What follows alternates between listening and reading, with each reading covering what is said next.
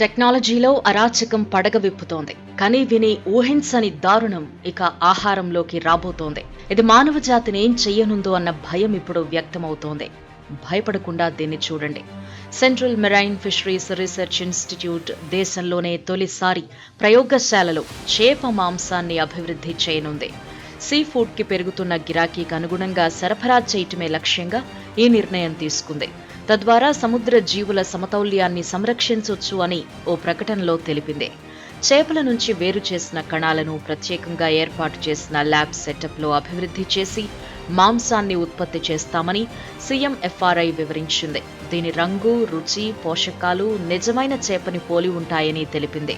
తొలి దశలో king fish, చందువాయి చేప, సీర్ ఫిష్ మాంసాన్ని అభివృద్ధి చేస్తామని వెల్లడించింది.